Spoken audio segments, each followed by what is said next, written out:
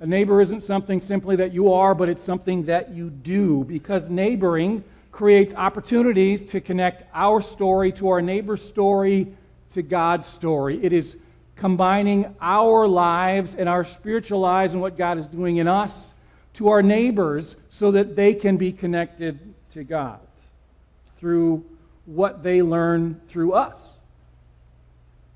So last week we looked at the story of the Good Samaritan, and the story begins as a Jewish lawyer. You may know the story, expert in the Old Testament law, and he asked Jesus one day, he says, "What do I have to do to receive salvation? What do I have to do to inherit eternal life?" And the lawyer has an ulterior motive. He's trying to trap Jesus. He's trying to test him. And so Jesus turns the question back on him, and he says, "Well, you're the lawyer. You're the expert.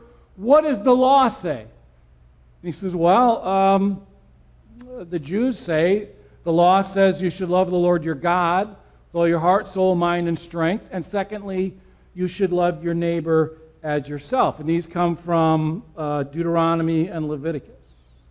The essence of devotion to God is expressed in how we treat other people. So the lawyer says, "Well, who's my neighbor?" And Jesus launches into that parable called the Good Samaritan, about a Jewish man who's going down the road from Jerusalem to Jericho, and he gets beat up by some robbers, and he left for dead, although he's not quite dead. And the story goes that people come along, and they see him, and the first is a priest. And the people hearing the story think, "Wow, the priest is coming. He's going to take care of the guy who's lying along the road." But instead, the priest sees him, crosses over to the other side, goes down, crosses back, and goes on his way and leaves him for dead. Okay? So then the second guy comes along, and he's called a Levite. He's a guy who wasn't a priest, but he worked in the temple. So spiritual guy number 2 comes down the road, sees the guy lying there half dead. You think, all right, he's going to take care of him, surely. Instead, he crosses over to the other side of the road, goes around him, goes back down, and keeps on going.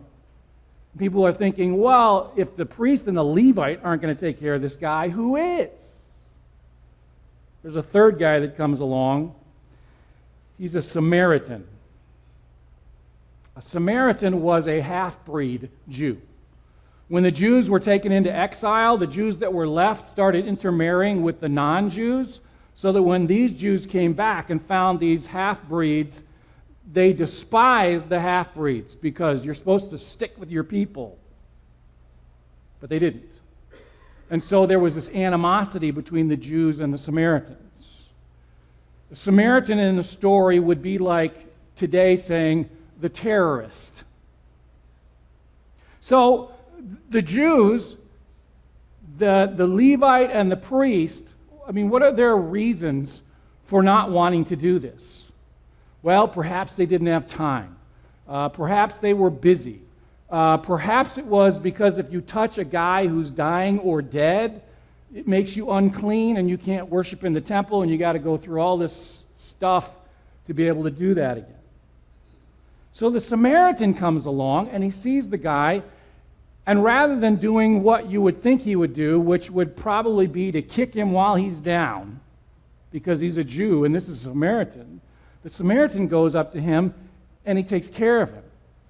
And he loads him on his donkey, and he takes him to a place, and an inn, and he takes care of him for a while, and then he says to the innkeeper, "Hey, I got to go, and I'm going to come back, and here's some money to take care of him. And if there's anything else you need when I get back, I'll take care of it then." Now, you would think that if anybody was looking for a loophole, a way to get out of being a good neighbor, it would be the Samaritan. I mean, why not? He hates me. He's not going to thank me. This is going to interrupt my trip. This is costing me money. And yet he was not looking for loopholes to get out of neighboring. He was looking for opportunities to be a neighbor. So that was the story.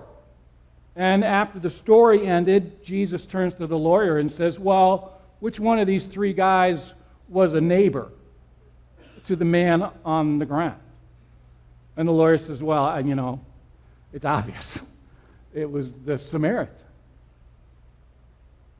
Last week, if you were here, I played a video that I thought was significant to our topic, and it concerned one man and how he realized that his way of reaching out to people really wasn't being very effective.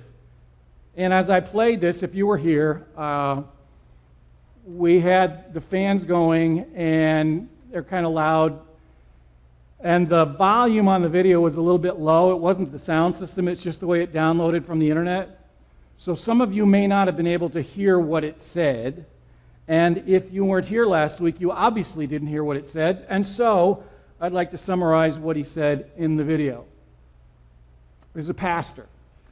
And he talked about how they had set up an outreach concert at their church, a concert to invite your friends to come and hear the music and place your faith in Christ as they gave you an opportunity to do that. And he says it was shortly before the concert, and they had set up for 1,000 people, and he looked in the auditorium, there were about 75 people. And so he scrambled, calling everybody he knew to try to get people into the concert. Well, they ended up with a couple hundred, but it was woefully empty. So after the concert, he and the other staff members went out to a local restaurant to talk about what had happened. He said, I thought I was going to get fired, and I wanted to know, why I should not be fired. So we wanted to talk about it, and we got to this restaurant, and we realized that the restaurant was filled with people. And he said, why are there so many people here, to the manager? And the manager said, because every night this week, we're hosting a concert in our restaurant. And it's packed. People are here all over the place. And he looked around, the pastor did, and he realized, you know what? These are the very people we were trying to get to come to our church for the concert. He thought, maybe our strategy in trying to get people to come to us isn't as effective as going to where they already are. So he went back home, went back to his apartment building where he and his wife lived. And as he was thinking about this one night, he was out barbecuing, and it was in sort of an entryway where people were passing by as they were coming into the building. And they were going to have a small group that night meet at their apartment. And then he had a thought, well, why don't I just start inviting people in our building to come by for the barbecue? So he did. And all kinds of people showed up, and in fact, some of them asked, what is this thing that goes on in your apartment that people come in and out of once a week? I don't know, am I invited to that? So it just took inviting people to a barbecue, and soon, he said, we were ministering to people all over that apartment complex, and we were helping them with various issues, and he says, it became like we were the pastor of the apartment building. He said it was all about reaching people where they are, reaching people in their neighborhood, where they live. So then he talked about the story of the Good Samaritan. He says, Jesus tells us to love our neighbor. And maybe he says the neighbor he's referring to isn't somebody way out there somewhere else, but maybe our neighbor is simply our actual physical neighbor, the person who lives next door to us. He says it was an awful realization when I realized that I was the pastor for outreach in our church, and I didn't even know the names of my neighbors. So what do we know about our neighbors? Let's ask that question of us. Do we know our neighbors' names, the people around us? Do we know anything about them? And then do we know anything about who they are? Their hopes, their dreams, what they want in life? The video illustrated it that way. See that? It's like, who are the people? You're in the middle. That's where you live. So who are the people around you, however your neighborhood is configured? Who are the 8 people around you on either side of that? Now, think for a moment about those 8 boxes around you. How many of those boxes could you write the names of those people? Their first and last name. Okay? Can you get all 8 boxes? Take it a next step. Write down something about them in each one of those boxes. Not, they drive a red car, their house is blue, but no, actually something about who they are, what they do, what they like. And then take it a step further, and then not just something about them, but write down something about who they are internally, what they want in life, what they're looking for in life, what their desires are, what's their philosophy of life. Now, the guy who put this together said, I've gone around the country and I've spoken on this and I've had people do this. I've never met anybody who could fill in all 8 boxes with all 3 things. How well do we know our neighbors?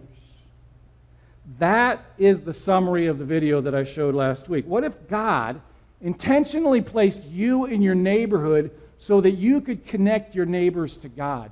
Maybe your moving into your neighborhood wasn't because it was a great house, because it fit your budget, and because it was close to schools or your work.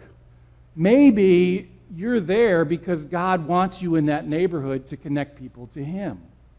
That's why He placed you there. So don't look for loopholes to do this, to get out of doing this, but instead look for opportunities to do it instead. So what are just some of the loopholes that we have in loving our neighbors? By loopholes, I mean ways to get out of doing this, reasons not to love your neighbor. Now, I'm coming down here for a minute because I asked this question of our Wednesday night Bible study.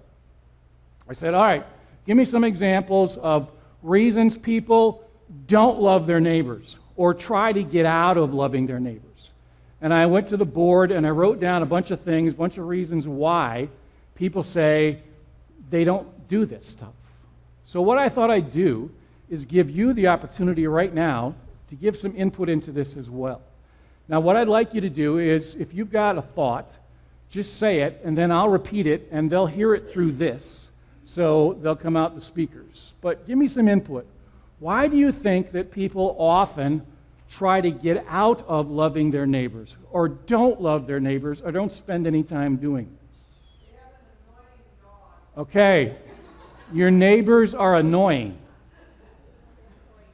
They have an annoying dog, which makes them annoying. The dog plus them equals annoying. All right? What else? They're scary. What do you mean? Okay? You look at them and you would run the other way.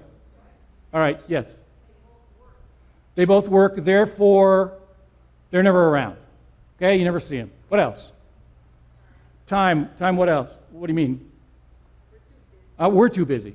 Okay, what? Yes. Sometimes we feel like We're intruding on their privacy. We're intruding on their time. If we're busy, they must be busy.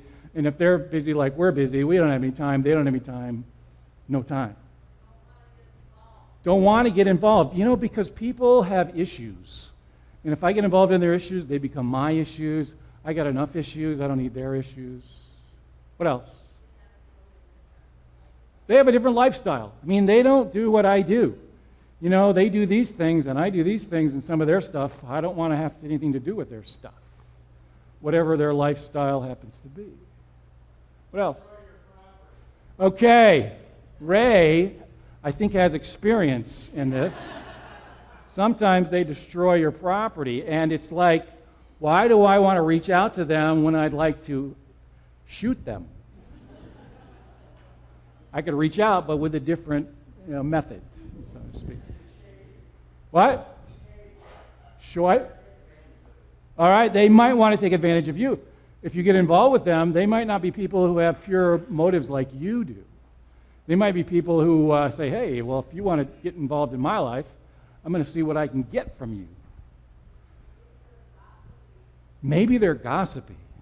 Yes, maybe they'll talk about your stuff and you, and they'll spread it to the neighbors, and what they say isn't right.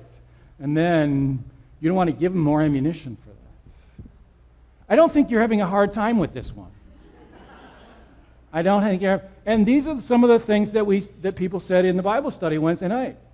All these very same kind of reasons, time and difficulty and time for us, time for them. We're busy, they're busy.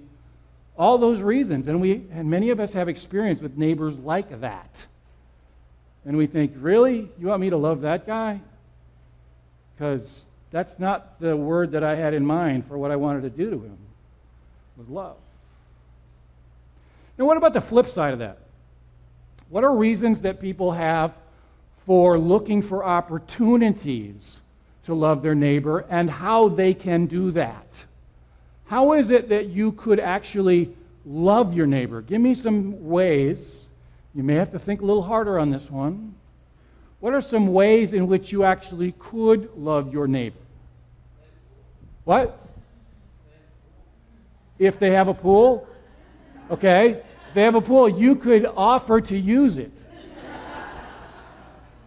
Okay, that would be good. Share food with them. Okay, I'm pretty sure they eat.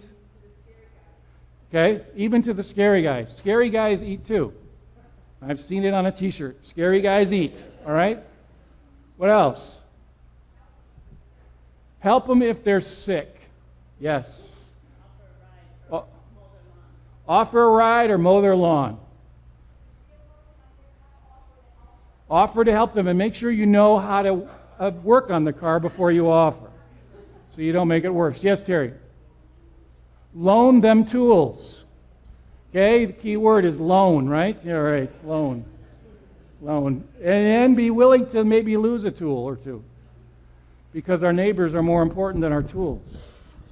What else? Yes? Offer to babysit. Right. What? Anything else? Give them a listening ear. Okay? Ask questions and then listen to what they say. Okay? And don't say, "Hi, how are you?" and not really mean it. Mean it. Yes, observe, but for good reasons. Don't be the spy people in the neighborhood who are always watching.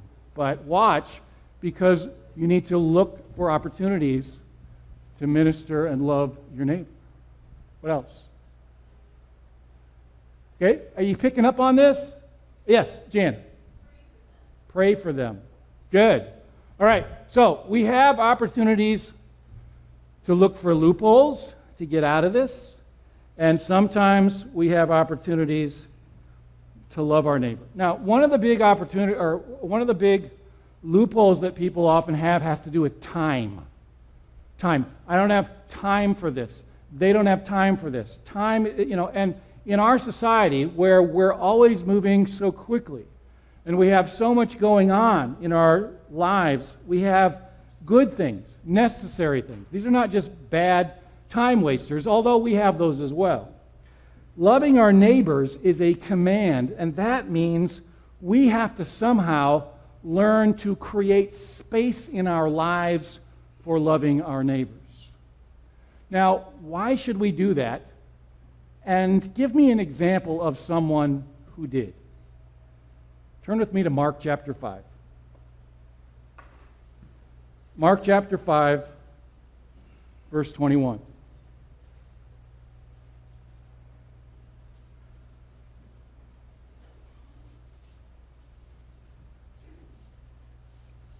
Mark chapter 5, verse 21.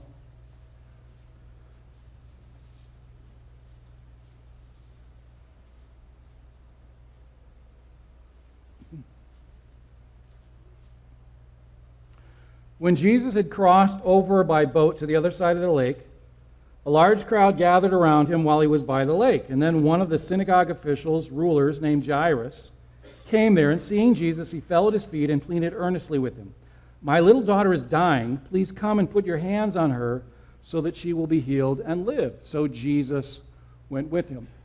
Jesus was approached by a man, a ruler of the synagogue, a high ruling Jewish religious leader, and he says, "Jesus, I need you to come quickly, fast. My daughter is dying. I've seen what you can do. I've seen that you heal people. I need you to come and heal my daughter." So Jesus comes now. This is an emergency. This is something that needs to be done right away. And so Jesus and the disciples and Jairus and some of the crowd head off for Jairus' house. Verse 25. And a woman was there who had been subject to bleeding for 12 years. She had suffered a great deal under the care of many doctors and had spent all she had, yet instead of getting better, she grew worse. When she heard about Jesus, she came up behind him in the crowd and touched his cloak, because she thought, if I just touch his clothes, I will be healed. Immediately, her bleeding stopped, and she felt in her body that she was freed from her suffering. At once, Jesus realized that power had gone out from him. He turned around in the crowd and asked, "Who touched my clothes?" You see the people crowding against you? His disciples answered, and yet you can ask, "Who touched me?" But Jesus kept looking around to see who had done it. Then the woman, knowing what had happened to her, came and fell at his feet, and trembling with fear, told him the whole truth. He said to her, "Daughter, your faith has healed you. Go in peace and be freed from your suffering." So we have, as Jesus and the disciples and Jairus and the crowd are heading over to Jairus' house so that Jesus can heal his daughter, suddenly as they're walking and the crowd is all around them, Jesus feels a touch. There's a woman who has snuck up behind Jesus, a woman who's had this bleeding ailment for 12 years. Nobody can solve it. It's only gotten worse, and she is an outcast. She's not even supposed to be in that crowd, and she comes up and she touches Jesus' cloak. And when she does, something happens in her. She feels that the ailment that she has had is stopped. It's been healed. And Jesus feels that some kind of power has gone out from him into somebody. And so Jesus stops. Remember, this is a hurry-up situation. This is a desperate, we've got to get to that girl before she dies situation. And Jesus stops. And he turns around and he says to the disciples, "All right, who touched me?" And the disciples are going, "What do you mean, who touched you? Everybody touched you. You're in the middle of a crowd. What do you think? Who touched you?" So the woman hears the conversation that he's having. And she comes up to Jesus and she kneels before him and she tells Jesus what has happened. And Jesus says, "Daughter, your faith has made you well. Go in peace. Be healed of the affliction." Now, she does not know what's going on here. She does not know where Jesus is headed. She does not see Dad, Jairus, fretting and fuming because his daughter is about to die. But Jesus stops and takes care of her. Verse 35. While Jesus was still speaking, some men came from the house of Jairus, the synagogue ruler. "Your daughter's dead," they said. "Why bother the teacher anymore?" Ignoring what they said, Jesus told the synagogue ruler, "Don't be afraid, just believe." He did not let anyone follow him except Peter, James, and John, the brother of James. And when they came to the home of the synagogue ruler, Jesus saw a commotion with people crying and wailing loudly. He went in and said to them, "Why all this commotion and wailing? The child is not dead, but asleep." And they laughed at him. And after he put them all out, he took the child's father and mother and the disciples who were with him and went in where the child was, and he took her by the hand and said to her, "Talitha cum," which means, "Little girl, I say to you, get up." And immediately the girl stood up and walked around. She was 12 years old, and they were astonished. Jesus stopped, remember? He was on his way to Jairus' house to heal the little girl. And he stopped to take care of this woman. Time was of the essence for the girl, but he stopped anyway. He took care of the woman, and then some people came from Jairus' house and said, "Don't bother. She's dead." You can imagine what Dad felt right now. Jesus said, "It's okay. She's not dead. She's asleep. Let's move on."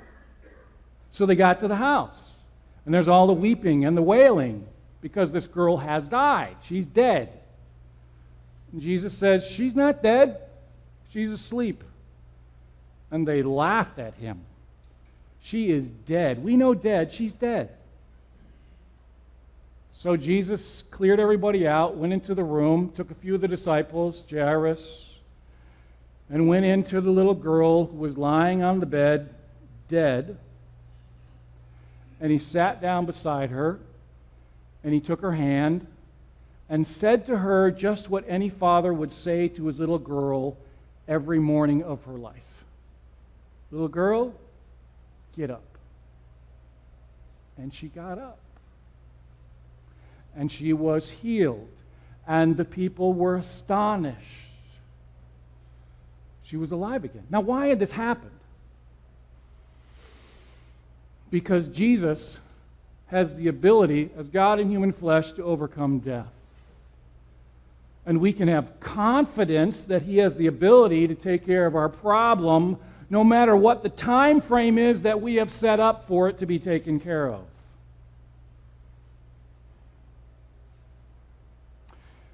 Jairus thought there was a limited amount of time. Jesus says, there is no limited amount of time with me. So I can stop and take care of her problem, and I can still take care of that problem. Jesus put space in his schedule for this woman as he took care of the little girl. How often are we so consumed by time that we refuse to put space in our schedules for the interruptions to what we really want to accomplish? Now, why would we do that? Why would we allow our neighbors to interrupt our schedules? Because connecting them to God is more important than anything else in our schedule. Time does not have to be a loophole. Time can be an opportunity.